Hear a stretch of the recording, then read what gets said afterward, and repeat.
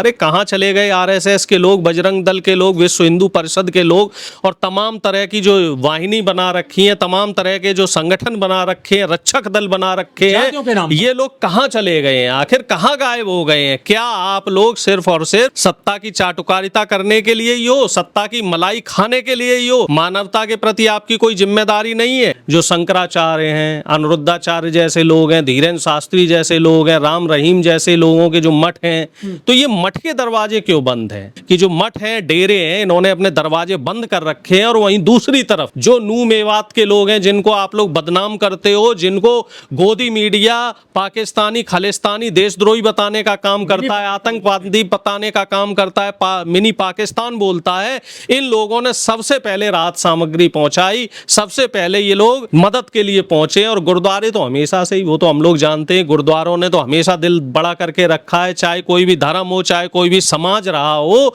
ये लोग हमेशा मदद के लिए आगे आते हैं। कुछ वीडियो ऐसे भी वायरल हो रहे हैं, तमाम डेरे पे अगर कोई शरणार्थी पहुंच रहा है तो वो लोग ये कह रहे हैं कि साहब आप लोग अंदर आओगे तो यहाँ चोरी हो जाएगी, तो इसलिए जो डेरे हैं, मठ हैं, मंदिर हैं, इनके दरवाजे नहीं खुलेंगे। और ये बड़ी शर्म की बात है, क्योंकि सबसे बड़ा धर्म होता है मानवता, और मानव की रक्षा करने से बड़ा धर्म कोई नहीं होता है। और अगर मंदिर के लोग अपना पैसा बचाने के चक्कर में रहेंगे और आप जो जनता की सेवा के लिए दरवाजे नहीं खोलेंगे, तो ये मानव की सेवा नहीं है, ये स्वयं की सेवा हो गई। और इसमें फिर धर्मार्थ नहीं हुआ, इसमें फिर स्वार्थ आ गया, स्वार्थ हो गया है।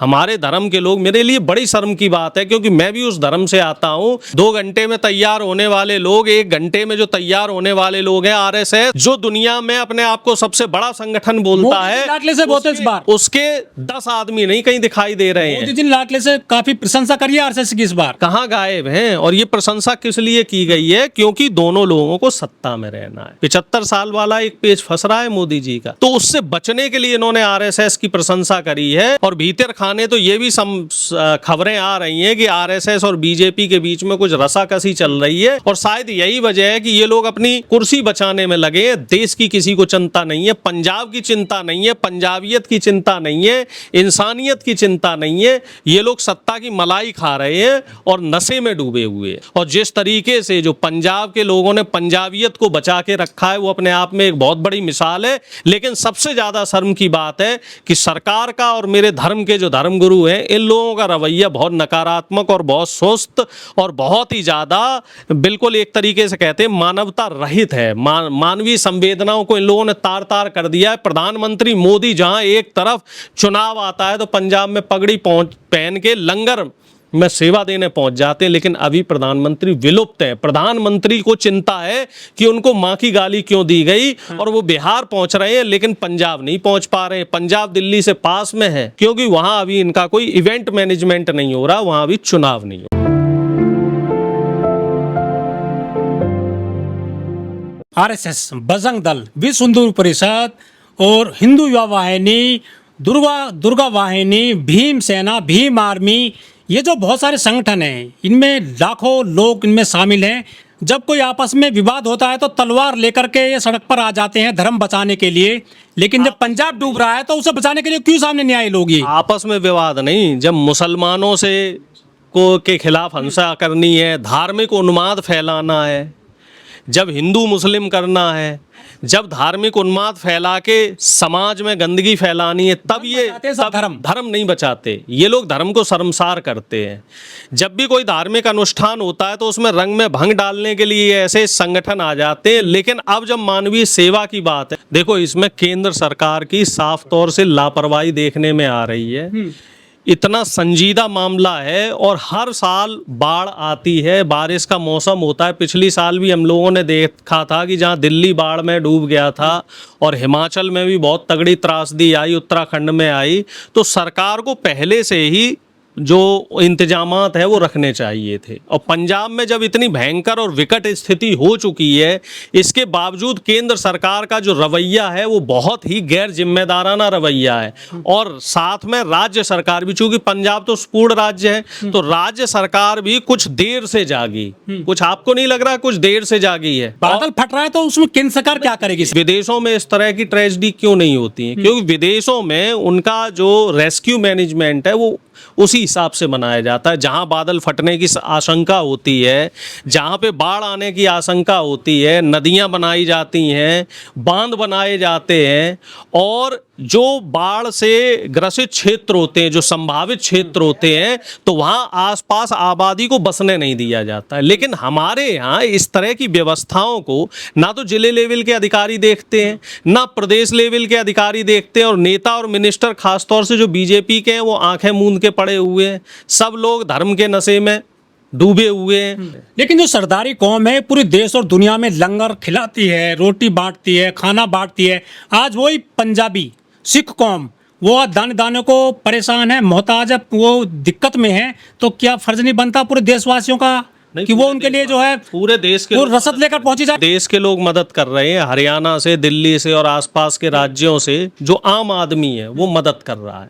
जैसे कोरोना के समय महामारी फैली थी, तब आम आदमी ने दिल बड़ा करके मदद किया था। सरकारें उस समय निकम्मी हो गई थी, निष्ठुर हो गई थी। ठीक उसी तरह इस समय भी सरकारें निष्ठुर हो चुकी हैं, लेकिन आम आदमी मदद के लिए पहुंच रहा है। पंजाब के खुद के लोग मदद कर रहे हैं। पूर्व मुख्यमंत्री चन्नी जी का आप वीडियो देखिए, उनके वीडियो वायरल हो रहे हैं कि वो कैसे आम जनता की सेवा कर रहे हैं। और तमाम जो नेता लोग हैं, विपक्ष के तमाम नेता हैं, चाहे वो आम आदमी पार्टी के हों, कांग्रेस के हों, किसी भी दल के हों, वो सारे के सारे जा रहे हैं। बस ये जो सत्ताधारी बीजेपी के लोग हैं, जो ये खाकी नेकर वाले आरएसएस के लोग हैं, ये लोग गायब हैं। लोग पश्चिमी उत्तर प्रदेश से पंजाब पहुंच रहे हैं, लोग दिल्ली से पंजाब पहुंच रहे हैं, लोग 500-500 किलोमीटर दूर पंजाब पहुंच रहे हैं, लेकिन ये सत्ता में बैठे लोग आखिर पंजाब क्यों नहीं पहुंच पा रहे हैं? ये बहुत बड़ा सवाल है, बहुत संगीन सवाल है और बहुत ही जरूरी सवाल है। और ये सवाल प्रधानमंत्री से होना चाहिए, अमित शाह से होना चाहिए, ये सवाल पूरी बीजेपी से होना चाहिए, ये केंद्र सरकार से सवाल होना चाहिए कि आखिर तुम लोग सिर्फ और सिर्फ विपक्ष को नीचा दिखाने में लगे रहते हो, सिर्फ और सिर्फ अडानी की जेबें भरने में लगे हो, सिर्फ और सिर्फ जनता की जेब काटने में लगे हो। जब जनता को सहूलियत देने की बात आती है तो तब तुम लोग कहाँ गायब हो जाते हो? ये जो पीएम केयर फंड बनाया गया था, आखिर वो किसके काम आएगा, कब काम आएगा? ये है प्रधानमंत्री की स्वयं की केयर के लिए फंड। ये प्रधानमंत्री राहत कोष नहीं है, ये प्रधानमंत्री की खुद की केयर के लिए फंड है। और ये इस बात को प्रधानमंत्री ने कहा है कि ये पब्लिक फंड नहीं है, ये प्राइवेट फंड है और ये सिर्फ वही यूज कर सकते हैं, उनके लोग यूज कर सकते हैं, उनके आका यूज कर सकते हैं। अगर ये पब्लिक फंड होता तो इससे पब्लिक को फायदा मिलता। जो प्रधानमंत्री राहत कोष हुआ करता था, मुख्यमंत्री राहत कोष हुआ करता था, उसका फायदा जनता को मिलता था। ये व्यक्तिगत फंड है, निजी फंड है, इसीलिए ना तो इसकी जानकारी सार्वजनिक हो रही है, ना यहाँ से कभी किसी को ने फंड आते जाते देखा। आपने बताओ, जब से ये पीएम केयर फंड बना है, पिछले 5 साल से भी ज्यादा का समय हो गया है, कभी पीएम केयर फंड से किसी भी आम आदमी को, गरीब को, जरूरतमंद को, और इस तरीके का जब कोई नेशनल ट्रेजेडी आई है, कहीं किसी को कोई मदद पहुंची हो तो हमें बता दो। भाई मेरे जहन में तो ये चीज नहीं है, मेरी याददाश्त में ये चीज नहीं है। अगर आपको जानकारी हो तो मेरा अनुरोध है कि आप बताओ। लेकिन मोदी जी अफगानिस्तान को मदद कर देते हैं, श्रीलंका को कर देते हैं, नेपाल को कर देते हैं, लेकिन पंजाब को क्यों नहीं खोल रहे खजाना? वो जहां विपक्ष की सरकार है वहां मोदी जी के खजाने बंद हो जाते हैं। हिमाचल को मदद नहीं करेंगे, पंजाब को मदद नहीं करेंगे, कर्नाटक को नहीं कर रहे। पिछली बार दिल्ली के पीछे पड़ गए थे, अब दिल्ली में इनकी सरकार है तो अब चुप है, अब दिल्ली में इन्हें बाढ़ नहीं दिखाई दे रही है। और जहां जहां बिहार में अब इनकी सरकार है तो चुप है, और जहां भी इनकी सरकार नहीं है तो उसी को हाईलाइट करेंगे और उसी को क्रिटिसाइज करेंगे और वहीं के लोगों को परेशान करेंगे। और खबरें तो इस तरह की आ रही, हालांकि मैं ये बात नहीं कहना चाह रहा था कि पंजाब में जानबूझ के ज्यादा पानी छोड़ा गया है। नदियों का राज्य है वो। राजस्थान में कुछ पानी डाइवर्ट किया जा सकता था, कुछ पानी और राज्यों में भी डाइवर्ट किया जा सकता था, लेकिन ये कह रहे हैं, लोग कह रहे हैं, हालांकि मेरे पास कोई पुख्ता सबूत नहीं है, कि इरादतन पंजाब में ज्यादा पानी छोड़ा गया जिससे कि पंजाब के लोग मुसीबत में आए। तो आप इससे प्रधानमंत्री की मंशा समझ सकते हैं, बीजेपी के लोगों की आप कुनीति समझ सकते हैं कि उनकी अंदर का आचरण किस तरीके का है। पाकिस्तान को प्यासा मारने की बात की जा रही थी, सिंधु का पानी रोकेंगे, लेकिन वहां तो पानी तो गया ही गया। दुधारू पशु भी चले गए, गाय भैंस चली गई हैं वहाँ आज के सैकड़ों की मात्रा में। ये गो रक्षक दल कहाँ चले गए अब? ये सब भाषणवीर लोग हैं, ये बातों के शेर हैं, कागजी शेर हैं।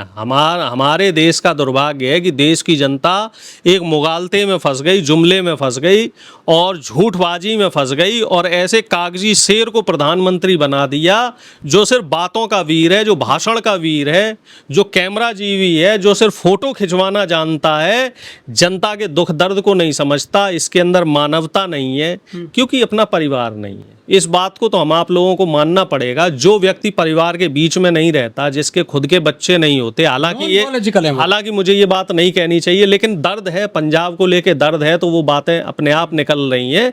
तो जिसके अपने बच्चे नहीं है, एक कहावत आपने सुनी होगी, जिनके पैर न फटी बिमाई वो क्या जाने पीर पर आई। जिसको खुद को दर्द नहीं होता है तो वो व्यक्ति दूसरे के दर्द को नहीं समझ सकता है। अपने बच्चे हैं नहीं, अपने परिवार में ये रहते नहीं है, अपने आप को नॉन बायोलॉजिकल पूरा देश ही मेरा परिवार है। कहने से क्या होता है? मन की बात तो आप करते हैं, लेकिन कभी जन की बात सुनते हैं, कभी प्रेस कॉन्फ्रेंस करते हैं। तमाम है कथावाचक हैं, ये लाखों रुपए लेते हैं कथा करने के, ये सब और गुची का चश्मा पहनते हैं, हवाई जहाज में यात्रा करते हैं। शंकराचार्य हो चाहे धीरेन्द्र शास्त्री हो, नृत्याचार्य हो, ये बाढ़ पीड़ितों के लिए कोई संदेश क्यों नहीं दे रहे हैं? पैसा क्यों नहीं दे रहे हैं? ये लोग के पास सिर्फ इनकमिंग है, आउटगोइंग नहीं है। ये सब पैसा लेना जानते हैं, पैसा देना नहीं जानते।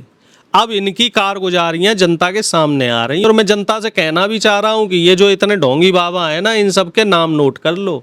कोई भी मदद के लिए नहीं आया, इनके पास जाना नहीं है, गलती से भी नहीं जाना, इनके झूठ में फंसना नहीं है। ये लोग बीजेपी आरएसएस के चलाए हुए एजेंडे में, और ज़्यादातर दलित और पिछड़ों के जो हमारे लोग हैं, यही लोग इनके जाल में फंसते हैं। भोले वाले लोग होते हैं, झूठी बातों में आ जाते हैं। और अब देखो जो ज़्यादातर प्रताड़ित लोग हैं पंजाब में, वो दलित पिछड़े ही हैं बेचारे, जो गरीब लोग, हाँ गरीब लोग हैं। वो बेचारा पिस रहा है, वो परेशान हो रहा है। किसी का घर उजड़ गया, किसी के मवेशी चले गए, किसी के परिवार बिछड़ गया, किसी के परिवार में किसी की मौत हो गई, सारी फसलें तबाह हो गई। और ये ढोंगी पाखंडी लोग बिल्कुल अपना कान में रुई ठूंस के अपना चुप बैठे हुए हैं। बड़े शर्म की बात सबसे ज्यादा बाबा दिए हैं ये हरियाणा और पंजाब ने, सब ज्यादा डेरे हैं, आश्रम है।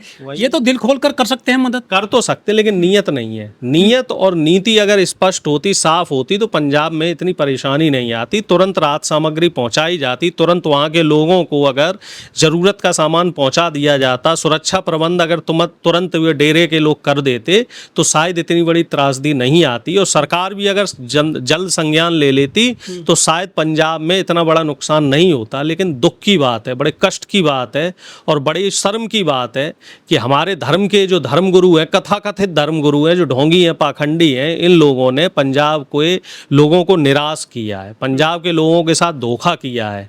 तो पूरे देश में ये संदेश जा रहा है ऐसे ढोंगी पाखंडियों से, और ऐसी जो मनवादी रूढ़िवादी सरकार है, इससे बचना होगा।